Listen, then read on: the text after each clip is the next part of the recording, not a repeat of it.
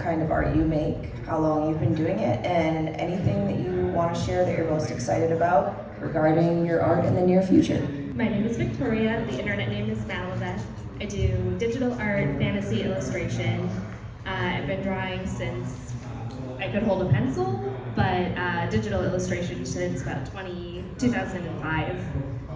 Thing that I'm excited about, thing that I'm excited about is just working more on personal pieces, original art, kind of delving into more world building projects for fun. My name's Kylie. I own Fuzzball Boutique, which is a handmade pet boutique. So we do bow ties, bandanas, lots of different cat toys. This is one of our new ones. It's a Chewbacca. You can see us in the dealer's room to check out our stuff. I have a team of people that make with me. We started having makers join us in 2022. I had family or friends helping out prior to that. Things that I'm excited about for this year is we have a brick and mortar for the first time. We moved in January. We needed to move out of my house. I was having 10 people in and out of the house in like 2 weeks, and my poor partner here in the front, he's like, it's time. We need to get you a bigger space because I had storage units, and now we have plenty of space in Newport for us to meet and collab and continue to grow, where people can come in and get their stuff and take it home and make it. So I'll get ready for events. So it's very exciting. My name is Jen. I go by Yaneer. That's my business. I've been making handmade artisan resin dice for 5 years now. Time is weird. And the thing I'm most excited about in the near future is doing some more collaborations with other dice companies. I recently did a collaboration with Norse Foundry Dice, where they approached me about making a Feywild inspired design and then had it manufactured on tons of different materials and stuff. And we're gonna do that same thing, but different themes in the future. And I have found that I really enjoy designing for like stone and metal dice. So I'm excited to do more of that.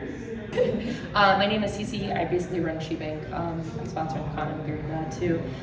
Basically, the kind of art I make, it's a little bit different. I am an art curator of my company. I don't physically make the art, so it's going to be a little bit of a different medium and stuff like that. But basically, I've been doing it for the past 2 or 3 years. I basically work with a bunch of different artists that aren't able to sell at conventions. They either have 9 or 5s, or they basically work out of country. So I kind of give them a medium to basically sell our art, their art through us, while also making a passive income, but not having to have them create anything commissions or any really extra work. So basically it just gives them a bit more of an extra cushion of a livelihood. And it's just a nice way to basically support the artist community, because I physically can't do art, but I do know marketing and stuff like that. So yeah, I'm gonna be a little bit different than the rest of the table, and I apologize. Different perspective is really valuable. What made you want to start making the kind of art that you make, and how long did it take to go from hobby to side hustle to full-time? Books were a huge inspiration. I've always been a heavy reader growing up, and Lord of the Rings, Chronicles of Narnia, all that sort of high fantasy stuff. I started, writing my own little stories, drawing little pictures to go along with them, and it just kind of grew from there. When did I start? I always forget. I wrote it down. I started as kind of a side hustle around 2013, just doing illustrations on the side while I streamed and just had fun on the internet. And then I started full-time about 2016. I got approached by Adobe initially to stream with them, and that turned into more of a full-time sort of doing art, streaming on the internet. So I started making bandanas in 2017 for my dog, Chloe. And I went to the Renaissance Festival for fun, and I made some friends out there, and they were interested in some. And I was like, sure, I'll make them. And I liked the idea of owning my own business like 11 years ago. And at the time when I was making the bandanas, I was like, oh, I can sell these. So I just kind of started making more, and eventually opened up a business in 2018. And from there, I just kind of, whatever is cute and enjoyable for pets is kind of what I do. And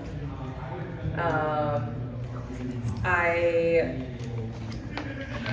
went full time in winter of 2022, but in spring of 2022, I quit my full-time job part-time as a forklift driver to help pay the bills because I kept putting money back into the business where I wasn't ready to make that jump to be completely full-time. Awesome. Thank you. And for me, I started making my handmade dice because I basically wanted to make fan art of my D&D campaign.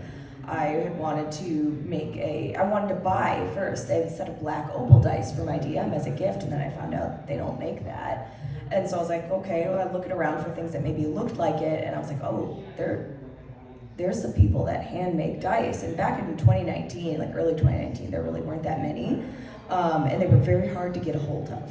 So I was like, you know what, I'm crafty, like I can do this. And so I learned how to do it. I scrounged around for resources. Again, there were not many in 2019.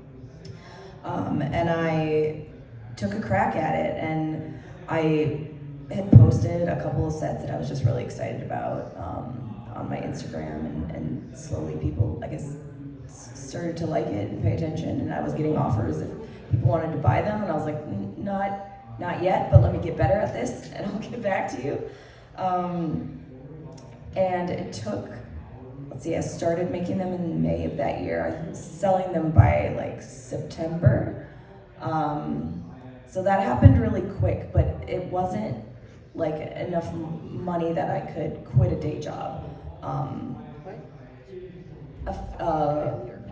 It took about, like 6 months or so before it was a side hustle. And then in 2021, 3 years after I started, I quit my day job and started doing this full time. About 3 years.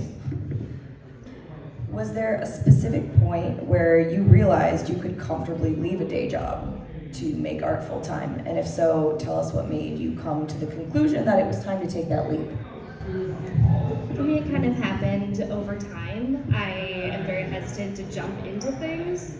I was with my partner, now husband at the time, and we're still together. And I was just asking him every week or so, like, do you think I could do this? Do you think, this is a thing that's viable? Because I was streaming a lot, I was getting paid to do it, I was doing some commissions, and I was splitting rent, and it made sense financially. I just needed a little bit of a push to get there, just like somebody in my corner being confident, and that was really nice. Ended up working out. But yeah, I really thrive doing creative projects at my day jobs. Just Starbucks, Lowe's, sort of cashier retail stuff, and they would have me do the whiteboards on occasion, and I caught myself doing that, and that was the only part of the day that I really enjoyed, so I figured why not try and actually do this all of the time and find fulfillment in my work that I put out there. For me, I mentioned I quit my full-time job in spring of 2022. I was only able to do that because I have the unique situation where I have a partner that's a breadwinner, where I can financially make a smaller amount of money a year. If I was living on my own, I wouldn't have been able to do it as quickly as I did. I did work part-time to help pay my bills for a while until the winter of 2022, where I was able to pursue it full-time. Because I rely on trade shows right now for my business. It's definitely an up and down game because you can always have a bad show, and I'm basically living trade show to trade show. So, yeah, it's pretty rough. My online is atrocious. Definitely pay attention to that if you're gonna start out. We'll talk about that later. For me, it was the specific point is when I looked up what health insurance costs when you buy it yourself and don't have an employer paying for it. But it was a combination of that and the fact that it wasn't as bad as I thought it was going to be. And I started doing the math, and I realized that all of the 40 hours a week that I was spending at my day job, despite the fact that I loved my day job. I worked at Game Informer magazine, and like I loved it there. But I did the math and realized that like for those 40 hours a week, I was losing money that I could have been using that time to make dice, and it would have been just like a more profitable use of that time. And that math made the decision really easy, despite the fact that I actually liked my day job. Mine's gonna be a little more complicated, I apologize. So for the section of the industry of jumping to the new job, for reference, I did do, is there children here? I can't tell. Okay, no. Okay, just to make sure. I did sex work and cosplay, and if anybody is a cosplayer full-time as their job, it doesn't make great money unless you have a team, you have everything, you already have the numbers. Sex work is good, but also it's one of those things of it can be really good at first, and then you realize you hate it for a lot of different reasons. And I'm very grateful of one of my artists I work with did a convention at his own booth. He needed help. I immediately jumped ship because the other things I was doing were not lucrative and did not make money. And I basically took the skill sets from my previous jobs to basically create my own company and know from the failings of how to do marketing, how to pitch myself, how to do stuff like that. Really helped me push myself and go, well, this isn't making me money, so I might as well fucking try this. And it was just a great thing of working with a bunch of different artists that helped, that they already had a substantial numbers and they already knew what they were doing. And I was like, why would I try to get into art and do that when I already know all of the back end of marketing and that's my skill set? There was no reason for me to go, oh, I'm going to learn how to do art from scratch when I already had people that I could help and also make them passive income. And then basically that jump that helped me go, I know I believe in these artists and they're doing well and they don't believe in themselves. So it kind of took away that fear of I won't do well, and I go, well, no, this shit sells. So my brain went, I can just keep doing this and I know what will sell for them. So that really helped me. And again, it's a very weird case scenario, I apologize in advance. But it was one of those things of kind of the kamina of don't like believe in me who believes in you. And that kind of was my model of how my company works, is because I know my artists are good and I know to believe in them. So it kind of helped me be able to have that, so. In your particular section of the industry, what's something that you think all new artists should be doing if their goal is to do this for a living? So right now I do a lot of conventions. It kind of switched over the years from doing streaming to doing more in-person events. And with that, I realized don't do too much too fast. Don't try and go all in 100% immediately. Try and build it up over time. Figure out where your skill sets are, where you might need some extra help. Just kind of build it up slowly, but also step outside your comfort zone. Try and say yes to things that you would initially think like, no, this is not my thing, because maybe it could be your thing. Give it a shot, see how it goes. So I'm a little bit different. I'm in the pet industry, so I'm more than just like anime conventions. I can go to art shows, I can go to street fairs, we do online, that sort of thing. But there's a ton of bandana makers out there. So you have to figure out how to set yourself apart. So something that we did from the beginning, well, not the beginning, a few months after the beginning, I made, our main product was double-sided bandanas, where we're striving for that quality, but we are also inclusive on size for pets and people. So we have items that fit under 10-pound dogs over 100-pound dogs, because people with giant dogs are like, I don't find things that actually fit my dog. And then for humans, we carry extra small through 4X in all of our clothing. We want to make sure people have that ability to see something that they like and be able to get it at the fair. We always call it out and they get so excited of like, oh my gosh, you have something that I can wear. It's always been a big thing for us. We're very inclusive with LGBTQ as well. So that's something that we try to stand out with, where we have fantastic customer service as our brand, and just kind of putting the uniqueness out there. Same thing with our toys. We go for nerdy, fun, bright colors. It's not something that you typically see in the pet industry. Nerd is becoming more mainstream, so yeah, you're gonna see it at Chewy now, but it wasn't as popular when we first started, and we're definitely striving to bring more.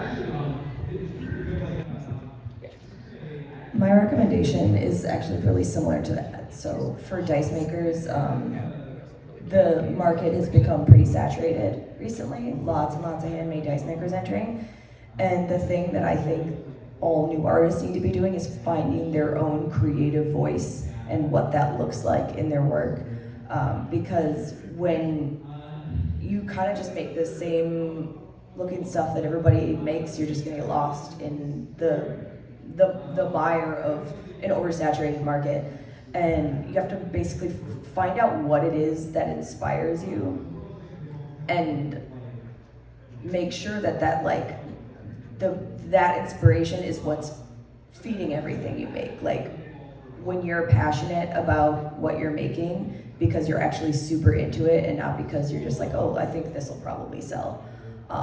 That passion speaks volumes and people notice it and they pay attention and they're gonna be more willing to be excited about it. They're probably gonna be just as excited as you are about it because passion in artwork shows.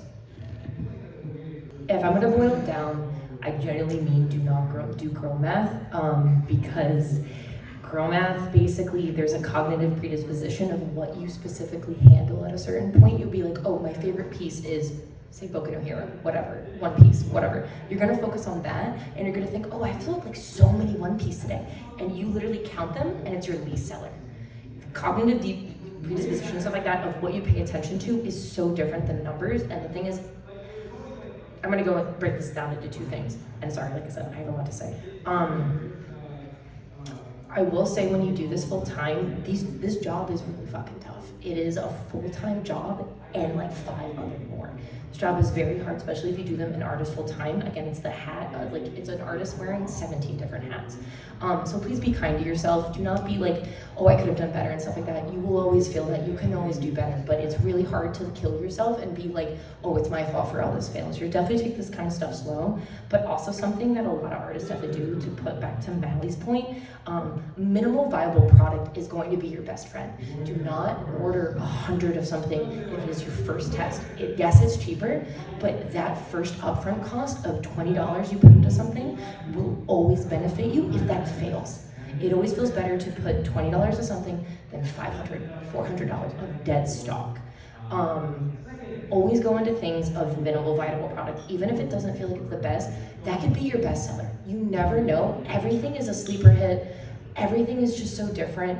Even if you sell online to conventions, doesn't matter. Your bestseller could be one thing. At conventions, it could be your worst seller.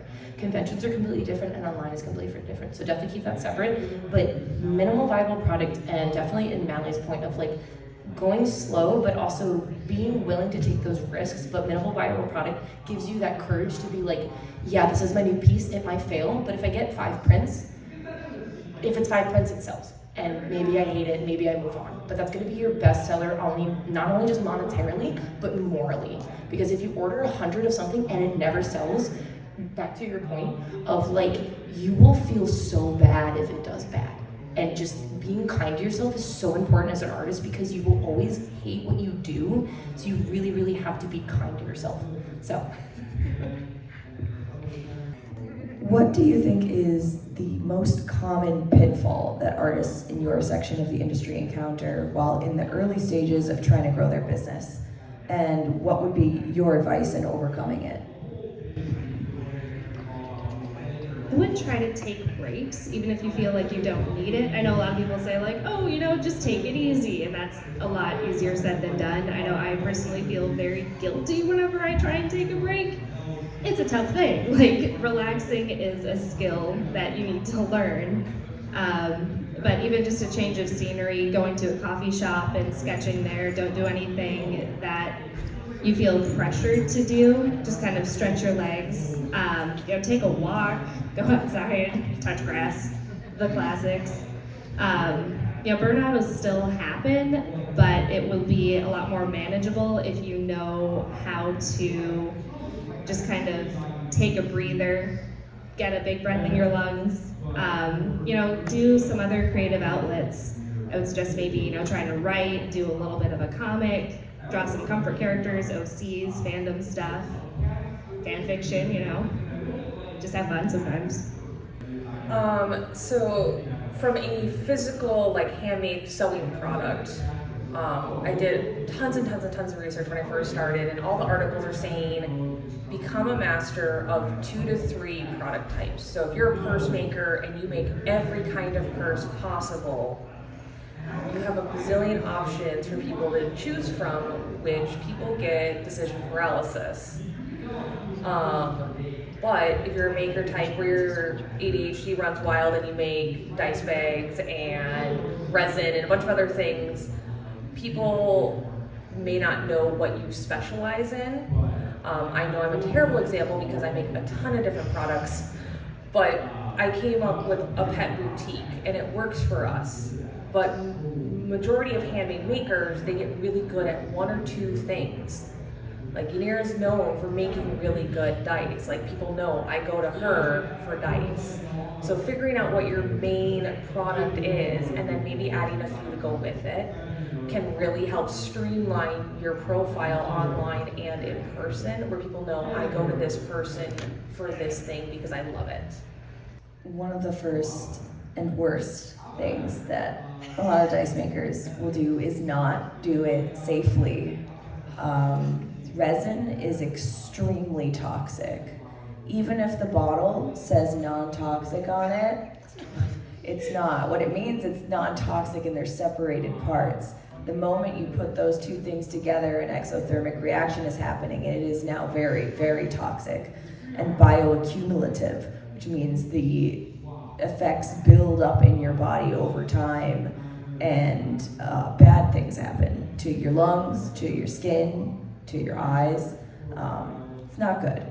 So before making dice or working with resin, especially if you're planning to do it full-time or just a lot, you need to have a proper space for it and proper PPE, personal protective equipment, a respirator rated for organic vapors, nitrile gloves, preferably a lot of them, a space that's well ventilated and separated from other people, from pets, can be, vacuum aired out if possible. Like, you can't be in there after casting. And it's astonishing and terrifying how many people start dice making without any of that. It's really bad for your health, and if you want to do it long term, you got to take care of your body so that your body can keep making dice. Sorry, I'm jittery. I chugged like half a cold brew. It was a bad idea. I'm awake. The biggest thing I would say for artists that I've worked with specifically of pitfalls, and I'm going to come back to conventions, is I have seen a copious amounts of artists who are so new and they've started and their friends are very supportive. They're like, oh my god, you should do like booths and stuff like that. And I agree with them. But the thing is the friends that are petitioning for their friends to do it, they have like 5 art pieces. And artists, in a sense, not on their own and not on their friends' fault, are set up for failure. And when you don't do well at a booth and you have, and I love artists and I don't mean to call anybody out, but gatekeeping in the fucking artist community is not great. They won't tell you where you make prints. They won't tell you where to make acrylics. They like to just keep that information to themselves. It is not my favorite thing. I'm a little bit of an asshole. I will absolutely disclose every information because everyone should have a chance to thrive, and I truly believe if you gatekeep that shit, you're the problem. You don't let other people grow, and you're not going to grow. So like I said, I'm a little bit problematic, but I find that I've met so many artists that, yes, they might be novice, yes, they might be new, but they have that passion and they have that drive to start that convention scene, and they are basically set up for failure in a way that they don't know, their friends don't know, and they have the 5 art pieces. They put a lot of money, conventions are not cheap, and they settle, and they don't do well, and they have no direction, they have no friends that are into it, and they basically go, I'm not made for this, and they give up. And so my biggest thing is if you're going to do specifically conventions, or even online, try to reach out to someone. Not everybody's going to have the time, and understandably not everyone needs to give the time, but do your research, see booths that you like, see that what you want to do. And once, say you do successful, say you get that information and you actually do well at cons. Something that a lot of people also don't understand when you go into conventions, and I'll let you know right now, Conventions, you can make $500, $1,000, whatever in profit, and always know what profit and upfront cost is. But once you do that, it's gonna suck. But say you delve into conventions, say that's your life now. It's scary. You make $1,000 in profits. That's amazing. That's so much for artists that just start. All of that profit is gonna immediately go into everything in the future. You will feel like you're failing because you're putting thousands upon thousands upon thousands into the future, and it feels like you have no money, and money is flowing through your fingers and you cannot catch it. It's terrifying. But again, if you have friends that have done this, or you even reach out to people, they will tell you it will take months and months and months. But the moment you start putting that forward and you start getting better and better and more profit, that will help you realize that you're doing good. But it is so scary because it can take up to a year. Like I said, convention selling is not a quick cash money. It's very scary, and it's a very, very, very, I don't want to say noble, but it's very brave for artists to do it. And it's something that breaks me because I've seen artists that have started for so little and have succeeded so well because they kept up with it and they were able to talk to people and they had that bravery to ask around. But again, it goes back to if artists are gatekeeping what they make, what their profits are, what they do, what cons are good, what cons are bad, it hurts everyone else.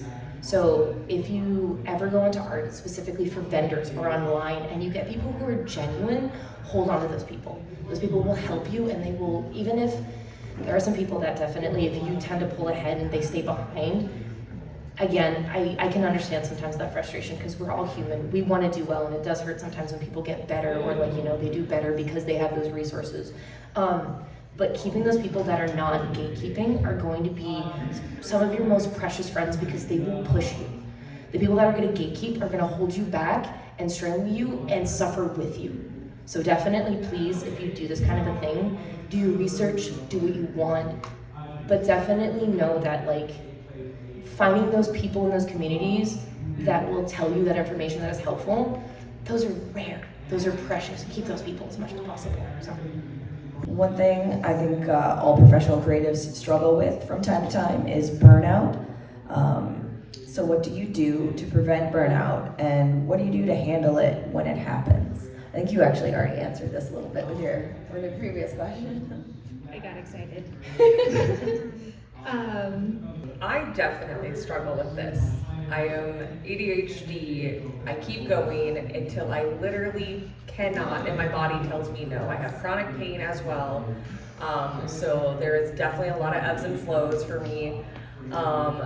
So when my body finally tells me it's time to stop, if I'm lucky and don't have an event or something that I absolutely have to answer, I curl up and watch Netflix. I'm just starting to get back into video games again, where I'm starting to take time for myself.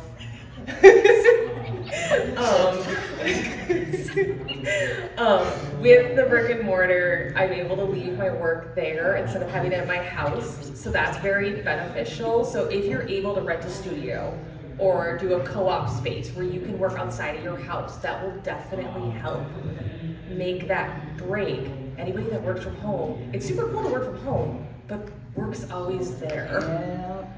So, and then also having, I have a fantastic team of people, and they're all neurospicy in some way, and they notice, they're like, you need to go take a break. And I'm like, I can't right now, I need to do the thing, because I have a lot of managerial things, because I have so many different people working for me that I have to answer these questions. I'm trying to train people where I can start taking off more of a load, and we're working on it, but we're still not quite there yet where I can just walk away for a week. A day. I think I can get a day. I manage a day. Do I take that full day? No. No, I don't. There's still things that I have to answer that they can't, but yeah, like you get emails all the time from clients. Like I accidentally shipped out the wrong shirt the other day for my soft opening, and she's like, hey, and I was like, I'm so sorry, it took me 2 days to respond. I've been busy setting up for an event. So Yeah, it's just attempt to listen to your body. I know it's really hard because you always want to keep growing. You always want to keep moving, especially when you work full time. Like in the beginning, I have endometriosis. There were weeks that I couldn't work on my business, even months. It just went up and down. I luckily had surgery in 2020 where it drastically changed, where I started to have energy again. The brain fog was gone. But I still deal with burnout. I don't have as many breakdowns since I don't work for a craggy old boss anymore. It's just myself. But hey, so just be nice to yourself as much as possible. It will come eventually. So I marathon everything that I do. It's just how my brain likes to work. But that also means that I marathon my breaks. I will I'll work just ridiculous, stupid hours, 16-hour days or something for several weeks straight. And then until I'm done with the thing that I'm doing. And then when I'm done, I'll take several weeks and not do anything. I was preparing for Gen Con last year, and I was making tons and tons and tons of dice for Gen Con. And when Gen Con was over, Baldur's Gate 3 came out. And I wrapped up 440 hours in 5 weeks. Whoa. And that's all I did for those 5 weeks. So I was like, I earned this. Get it done. And then it was back to the grind. So what I found to mitigate burnout is just finding what works for your brain. I actually worked out that system with my therapist. She's helped me figure out what exactly gets me in the groove to work healthily within that marathon need that I somehow have. Listening to your body, listening to your brain, finding out ways to trick your brain into helping you. My answer is I have not found a way, so spoiler. So it's not easy, it's not simple, don't think it is. Don't let anyone fucking lie to you. The thing that I've helped with my burnout is, it's a weird way of a roundabout, is I've basically am in charge of 3 to 4 employees that have full time, so I have to be very careful of their mental health, and I always put them first for me. And we've established a lot of things in my company when we go to conventions. You take the day, and I know it's going to be hard to be as your own owner and do this yourself, but for my employees, they take off the Monday because they're traveling and the Tuesday off. And at first my brain was well, I never fucking got that. I didn't get that luxury, so I got a little upset. And not too upset, but definitely are you sure about this? And they explained it. They said basically if you work an entire week, you do a convention, you come back and you have the Monday off, which you're still technically traveling, and then you go back to work, you were working for 16 days straight. The moment he put it that way, I went, yeah, okay. Monday and Tuesday is off. The best way that I've physically found my way of burnout is treating my own schedule and having my own boundaries like I would another employee. It's kind of the ideology of talk to yourself as you would talk to a friend. Don't talk to you as you would talk to you. You're gonna say awful fucking things about yourself. But when you say something no, you keep working and you go, that's my friend. They deserve a break. They get a break. And it's hard. It's really fucking hard. I still haven't gotten that. But having that sense of you deserve a break. If you don't believe you do it, put it in a sense of, do you feel like someone else would deserve a break? If you put yourself in someone else's, not necessarily shoes, but if you turn kind of the mirror to yourself and you go, how long have I been working? How much work have I done? Yes, I have a lot, but absolutely treat yourself like that. And then the other thing, I guess another thing that was a burnout, sorry, a little tangent, is put a little priority task list. I'm a person that has 80 fucking things on my list and I always have to do them immediately now. The answer is don't. Your brain's gonna tell you the deadline is on now, in a minute, yesterday. It's not. The best thing to do, I would find, is definitely with my burnout and definitely kind of figuring out what needs to be done and keeping things not as crazy as a schedule and tightening a little bit more of your work schedule into a moderate amount of work and not overwhelming is definitely look at the day when you work and go, what do I have to get done? What literally, if I miss this deadline, I am fucked. That's something that's helped me a lot. And then definitely put everything else in later. So something that helps. Networking is a big part of landing professional opportunities. Can you identify what you've done that was either successful or unsuccessful, or maybe even disastrous, if you have a horror story, when navigating this part of your job? So my progression was a little bit non-linear, but a thing that's been persistent throughout my career, I started streaming, then I was doing conventions, and it's been all over, was building genuine friendships and relationships with my peers. Mostly for me, they've been online, but that can be true for in-person as well, through communities that are in your area. And then I would hear of opportunities through people that I had met, for me again, online, about, job openings or things that they were doing that they found worked for them. And I figured, why not try this out? They would float my name for some projects. I would, float their names for other projects. And it's a, symbiotic sort of mishmash relationship of us all just trying to make it work.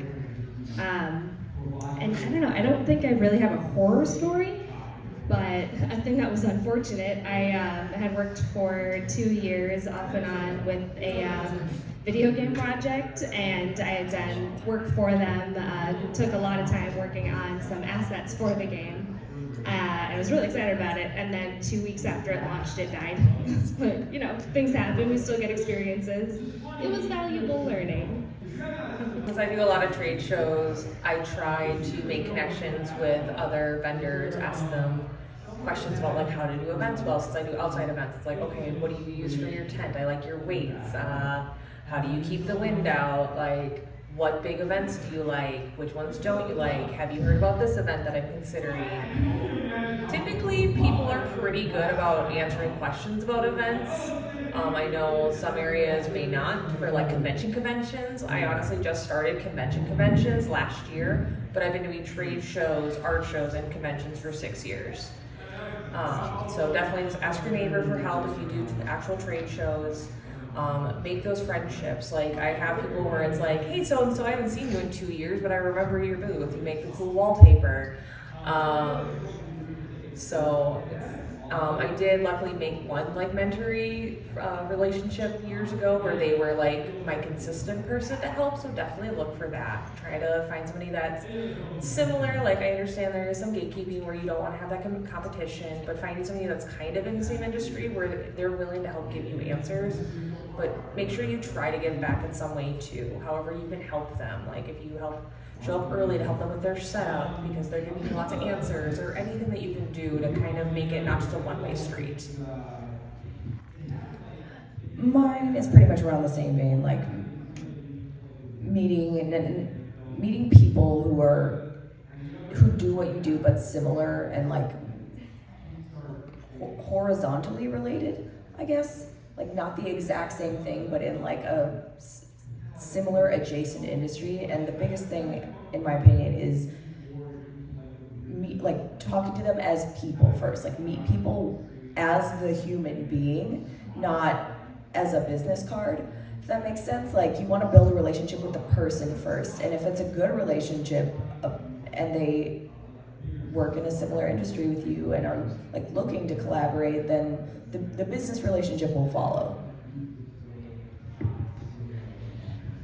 Kind of with years is I'm a weird case scenario. I just like making friends, and I find that usually if you have that more a bit of a friend approach, it's much easier to suss out if someone goes, hi, how are you usable? Yes or no, goodbye. And it's like, those are the relationships that I find if people treat you like that, they're going to treat everyone like that. They're not useful. They can be of use. It's not something that you should discard. Again, those people are not technically invaluable, but they're not someone you would want to put your faith with, and also to be definitely curious of who they introduce you with. So that is, I guess, my cautionary tale is definitely treat that with caution, but don't necessarily rule it out. So. Where was your first convention selling experience, and what mistakes did you make? And how did you learn from them to do things differently the next time? If you have a story like that. My first convention selling was in 2018 at TwitchCon. 2017, some of my friends that I had met were selling in the artist alley, and I realized that's a thing that you could do, and it looked like a lot of fun, and I decided to apply, give it a shot. But I had got in slowly and kind of figured it out that way. I made the mistake of putting my art flat on the table so nobody could see it until they came right up to it and just peered over. I didn't really have much of a backdrop. I didn't have much of a clear design vision, but that builds up over time. And I had a ton of fun doing it. If I had the chance to start over again, I would have done some more research, looked at other people's booths, seen what they were doing. And just ordered less prints. I ordered like 3 times what I should have. At least, prints are fairly cheap then, so it was fine. But I still have a bunch of them. A ton. I just need to scrap them. I would have put a lot more time in just planning and researching. Like I said, last year is when I started convention. So if we're gonna go back to the beginning, which is 6 years ago, my first event was Minnehaha Open Street. So it's a local event, super great for beginners. It's like $40 maybe still to get out there, but it was outside. And I did an excessive amount of research. I looked at all the lists, I had all the things. I had my tiered crate display, I had my tablecloths, I even had a sign ready to go. So I don't remember too many bad things. I probably didn't have proper weights. That was probably the one thing. You need to have 40 pounds on each leg no matter who tells you, and if you can do 70, even better, and strap it from the top of your tent, not the bottom. I lost a tent once. I learned very quickly, strap it from the top. For me, it was I have dice, so it's a lot of little fiddly bits, a lot of little tiny things that need to be individually placed, and I really just made that problem worse for myself by making my booth setup the same way. So I had these grid walls and I had these grid hooks, but the hooks didn't really fit. They didn't click into place, so I had to go and zip tie every single one of them to my grid wall. And my God, the setup time, the takedown time, it was terrible. So biggest mistake was not making things easy for myself and streamlining. Too many little tiny moving parts. This one isn't really necessarily a mistake, but it's kind of your direction of where you go. And I'll make it quick. To London Reed, one of the artists I work with, Janelle, which if you see our booth, we're the one that does the tapestries and stuff like that are really big immediately in the vendor hall. He started with being told that you had to do portrait and that was the only way you're gonna make money. That's a fucking lie. That's not how you only make money. As you can see, if you haven't, he does gorgeous landscapes. You don't even see people's faces. Something that's not necessarily a mistake, but something that's definitely a misdirection is do not just feel like you have to do what everyone else is, because you're literally doing what everyone else is. There's definitely a sense of balls, if I'm being honest, of doing what you love in full sending. But if you do something that you love, people can read when you love something. People can also read when you half-ass it or you don't love it. So you might not be able, people can't tell me composition, coloring, all that kind of stuff as well as innately as someone who's an artist. But people can kind of tell when you love something or when you fucking don't. So your art can be, shit, you can do whatever, but if you just do it for money, people can fucking tell. So that is a mistake I feel like a lot of artists do of, has-been is super popular, so I'm gonna do has-been. But if you fucking don't like it, people can tell you don't like it, and people will go to the has-been booths that love it. So that's not necessarily a mistake, but it's something that I would say avoid. So.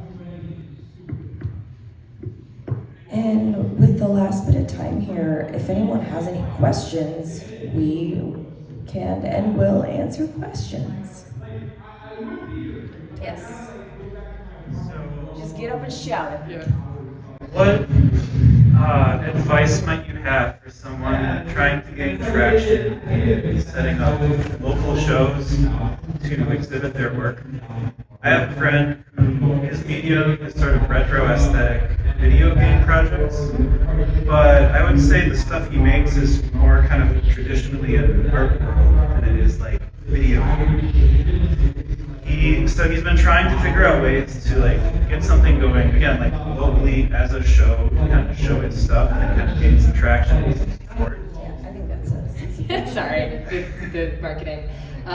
So the best thing I'm gonna say, also something as an artist, is think outside the box. Don't just go to cons. Don't just go, you know, online is the only way. Go to local LGSs. If it's video game, gamers who buy board games, gamers who buy fucking TCGs, they love everything. Gamers is not just one type. Gamers also love anime. Board games people love D&D. They also love anime. Definitely think outside the box. Like again, local fairs, local places that necessarily you don't have to put a lot of money into. But if you can get the minimum amount for a little pop-up, just getting people to ask. And if it's local, people fucking love local shit. Oh, you're a local artist? Oh my god. There's so much more invested in people who are local in creating that more nurtured form of what's around you than like, oh, you flew from Cali? Oh, well, you know, you're probably fine off. But oh, you're Minnesotan? Oh my god, you're in my hometown? Oh my god, I want to support you. Even if it's not money, it's a like personal connection. it's a lot better. So that would be my best advice. You got a question? Yeah. It's kind of a few things, but they're very quick. One, is this recording going to be available somewhere? We can make it available. That would be great. Yeah, we can do that. And then on that note, are you guys available to communicate with at some point during the con? I'm down afterwards in the hallway if anybody wants to chat with me. I drink coffee. Game on. I'll be here for a little bit before I go to bed, and then I'm at the Ynier booth in the dealer's hall all weekend. So I'm at the Malabeth booth upstairs in the artist alley. Yep. I'm not allowed in my booth because I work too many cons, so my entire employee staff has banned me from the booth. So sadly, I can't offer them. I was gonna say we're all in a row. It's her and then me and then them. Yeah. Right, So, yeah. right in a row in the front. right in the front as you come in the door. Was there anybody else? Hi, John. So, you know, like, I feel like starting a business that's so intimidating the first time. Would you advise people, if they're starting out, should they start out right with an LLC? Or, like, do something a little different and then find a way there? Like, what is your advice? Sole proprietorship, I think, is the way I went, and so How to yeah. approach that? Yeah, I started with sole proprietor for a year and then I did LLC. LLC in Minnesota is free for renewal online, so it doesn't hurt you to do an LLC. But if you're gonna do an LLC, take the time to make a business bank account. You might not get a business bank account right away, but just make it a different bank somewhere so you can show that your money is separate if you're gonna take the time to do an LLC. Don't just show your money as separate. Definitely have it, because don't use your money as your actual bank account. This is a bad time, real bad time. Anybody else? Yeah. So when you start working on like your own business company, Can you speak up a little bit? so when you start on your own business, right? You're like really focused on it, and I did that a while back in the day. But it's a question to all of you. So when you start that, how do you manage your work life with your like actual social life? So You get the car for you? Huh. I mean, you quit your job. So like most of the time you really focus on this like this thing you're working on. You have so much passion on it, in it, and you kind of like leave your friends on the back burner in some sense. So is there a way to kind of balance that without like losing kind of what connections you made before? So in case anyone didn't hear it, the question was like, how do you create a work-life balance when you're first starting out and like on that grind? And how to not abandon your friends. I guess I'll speak. I'm gonna be real. I don't personally really talk too much to my own friends that are outside of it. Like I literally don't have friends that I hang out that are my work friends. Like they are my employees, and I'm very grateful. I will say at the end of the day, if that is your passion, go for it. It's very hard to separate that. But I will say, as friends will stick with you even if you talk to them for 2 or 3 years later. It sucks. it's very isolating to do these kind of things because you give everything to it. But if you're very scared of losing friends, I find that the friends that you care about, if you keep in touch with them a little bit here and there, hopefully they will stick with you and love to see you progress and grow. But if they kind of just don't care until maybe you have money or you're popular, maybe there's for the best they don't really talk to you. I can add a little bit. I definitely have struggled with that. With ADHD, it's out of sight, out of mind. Same thing happens with people. My friends have been luckily around for years now. They've been around the whole time I've had my business. I strive, luckily everybody's planners, so we can plan an event based on my schedule, and then their children. We have, okay, I'm gonna host an event at our house for fun. I'm not doing any work, but I also have the friends that will hang out with me and work because I have couch things to do. They can bring their craft and hang out with me and watch TV. So that's something that you can do as well, is co-work with them, hang out with their crafters, different things like that can help as well. I mean, echoing all of those sentiments and just, watering the relationships that you want to see nurture and thrive, but also, again, seconding that friends will understand. Everybody's busy. Everyone else has to deal with capitalism. We live in a society. I second the planning. Google Calendars. I have so My many. You best don't even friend. want to look at mine. It's ridiculous. Anybody else? There's a guy in the back who's had his hand up for a bit. So my question is, all you do different art, you're selling different things. How do you manage your product lines, as it were? How do you decide what you need to cull from what you're currently creating versus when are you bringing in something new? What metrics and what kind of stuff do you look at for how to make those decisions? I think numbers help a lot, being able to track what's been selling and what doesn't. I know personally I feel a lot better about art that people enjoy and light up over versus art that I might have liked initially and folks just kind of pass it over. So that helps. And I also like to have a general balance of, hey, I have a lot of video game fan art over here and only a couple originals over here. So I would like to maybe add a couple more originals, maybe these color palettes, and I just kind of build something from a few blocks that I noticed might be missing in my sort of display. So inventory systems are huge for product-based businesses. So definitely do your research on what works for you. I use Square for POS. I use Shopify for my website. And then there's a thing for makers called Crafty Base. If anybody wants to know more about it, I can talk to you out there because I know we're running out of time. But I have a bazillion products because my ADHD mind is like, let's make all the things. But there are things that don't sell. You have it on the shelf for several months at different events because, as pointed out earlier, online is different than in convention, and art show is going to sell differently than anime. So it depends on how generalized you are for your selling. So like things ebb and flow. So you just kind of have to pay attention to the numbers of like what's actually selling and go from there. That's also my problem. My artists create 30 to 50 pieces of art each month.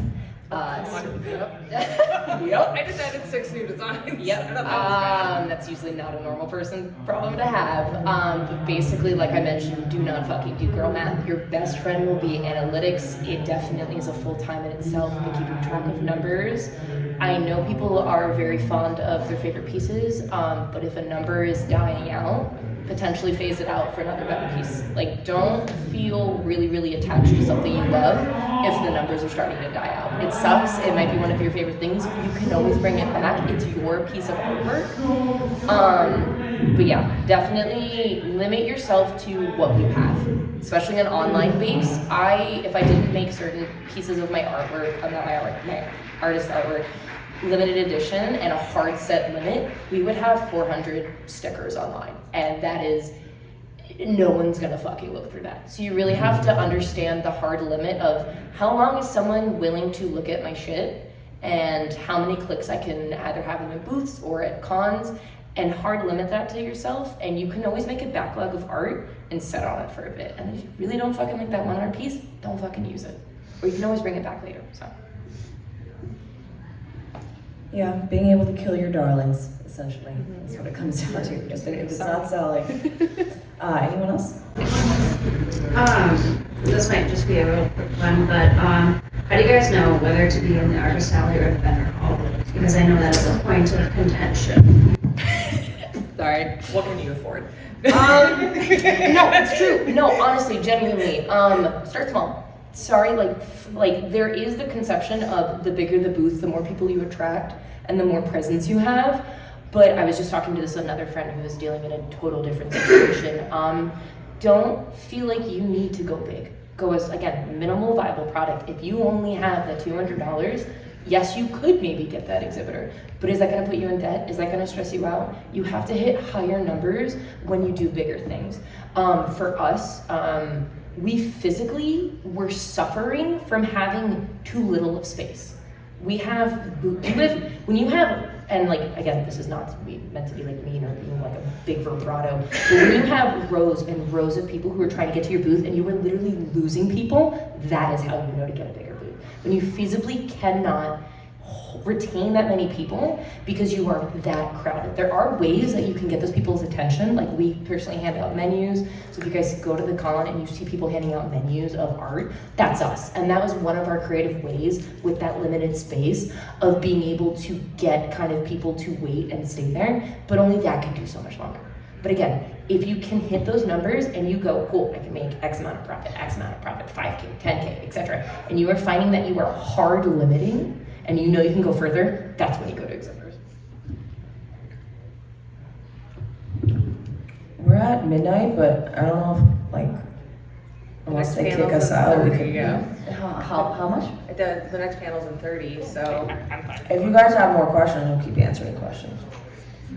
So this is kind of more for the artists that don't dwell in traditional media. So I have a small following on fanfiction.net where I do commissions. Don't be like, be proud. How would I go about possibly building that into something I could? I don't know. Is it writing? Just make sure. Oh, I fucking actually know how. Sorry. This is my brain, marketing. Have you called, what's the thing fucking Patrick does? It's the voice acting. Quinn. Have you heard of Quinn? Quinn is basically a voice acting thing where people read prompts and writing and people listen to it and you subscribe. Audio erotica. Yeah, audio erotica app. That is potentially a very wonderful thing that you can go to because realistically, I have no fucking clue how you could bring that to cons. That's a very hard pitch. The voice actors who perform on Quinn will often partner with writers because not all of them are writers, but they want to read the smut to people to listen to on the app, so they need people to write it. There's also fanzines that usually pair fan fiction and art in like a conglomeration of a bunch of different people. So that's another way. Questions? No, you're good. They already got questions, so I want to make sure everyone's Okay.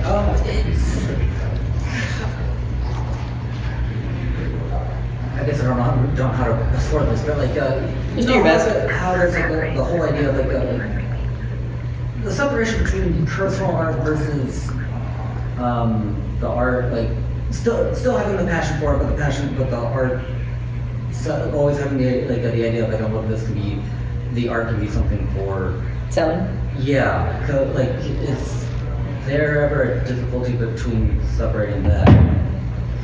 You can get pretty creative with it. I've done a few personal pieces that I've looked at later that I've really enjoyed. I enjoyed the shape language and all that, where I could look at it and be like, you know what, this could be this character, and I can kind of transform it into something else that I feel would sell, but still something that I enjoy working on and something that I would love to draw. So that is one method of doing it, or yeah, one suggestion. Yep. With the AI being a really big conversely, I mean, I find like the idea of quitting your job to become a full-time artist a little scary, because how would you combat or get over the whole like AI thing now? Like it just seems really scary. Yeah, that's mostly for the 2D art folks. I'm gonna be real. It never really goes away. I have a constant, great example. Go on whatever lo-fi on YouTube.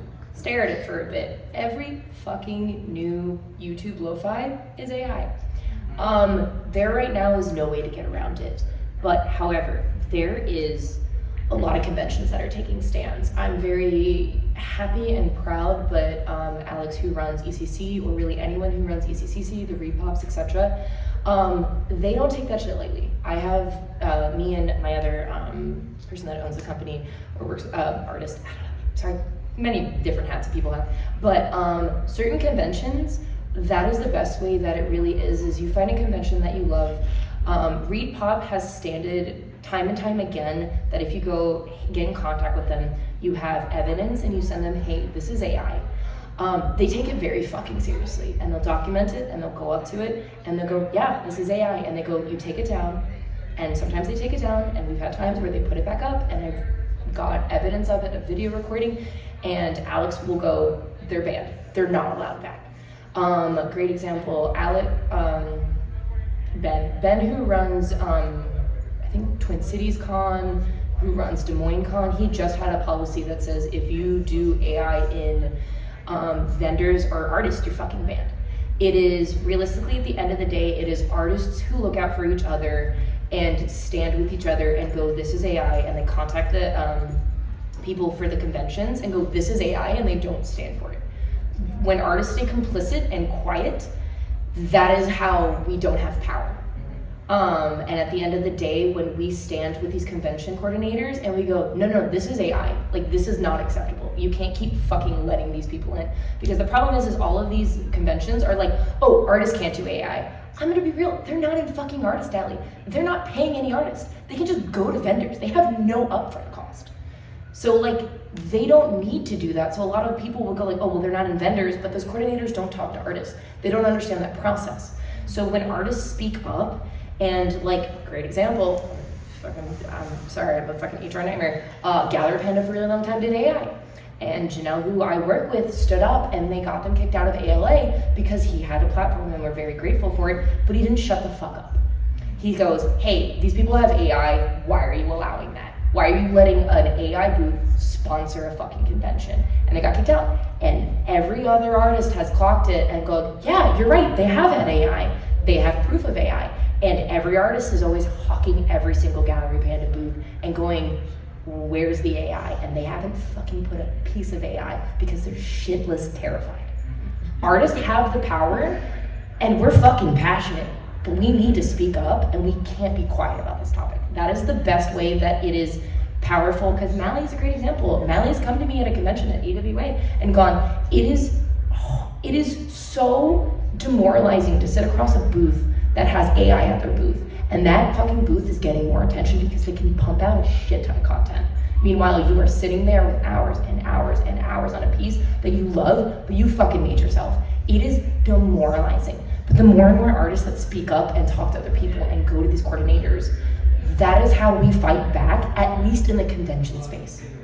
Do the fans kind of stick with the artists as well, or are there like people that are just completely... People are going to be complicit because they find art as art, and especially when AI people can make it cheaper.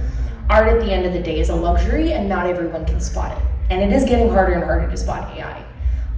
Artists at the end of the day are going to have the power, because you could tell someone that that's AI, and if someone doesn't understand the complexity as an artist, it fucking sucks, but they don't care.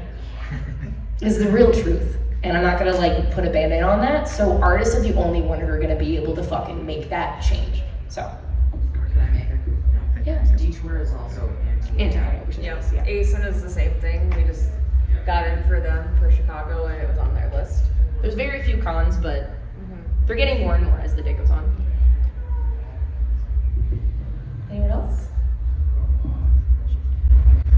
I guess this is more like a clarifying question, following up on my last one. on setting up a sort of gallery event showing of your own thing. Are you saying that the strongest recommendation is as like a stepping stone of making sure to grab onto other established like group art fairs and such and kind of start there?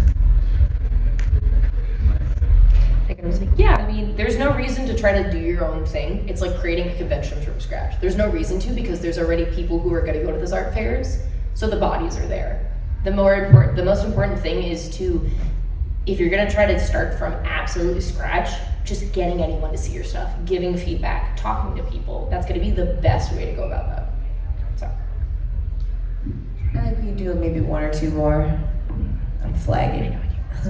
Did you ask again? Yeah, sure. Yeah, one more. And then we'll come back to the So I believe all of you have like a good following, online following. Nope. It's never mind then. But also I really like your carry mic. But so let's say you have no online presence. I think it's more focused to you. You have no online presence. You think you have really good art, and you want to get out there. How do you do that? I'm gonna tell you a secret that no one fucking will know because every artist will be like, you have to have the biggest following to make money. You can be a fucking no one and you can make a fucking killing. You can have no. It's because you have to have good execution at cons. Cons are a complete different game. You can have 500,000, 1 million people follow you. At a con, that's not the fucking internet. You have to realize you have 1 million following after 8 billion people in this world. You could have a fucking following, not where you're selling a con at. And that's the beauty of cons, is if you can fucking capture having an audience at cons, that is so fucking different and you will slowly create something online. Having an online presence is amazing and it can tie in for cons, but it is not the end all be all. Yeah. But it is, you kind of, there is no, at the end of the day, pipeline to doing things. I've been in business for 6 years, have not given my online attention. I've been posting here or there. We finally got over 1,000 followers. But just for me being here 1 year at Detour, I've had so many people go, I remember seeing you last year. So if you're doing convention style, it's doing whatever you can where you stand out, where they recognize you. They're like, oh, my cat loved this toy, or it's still alive and it didn't die until now, but it looks like we're getting kicked out. All right. You get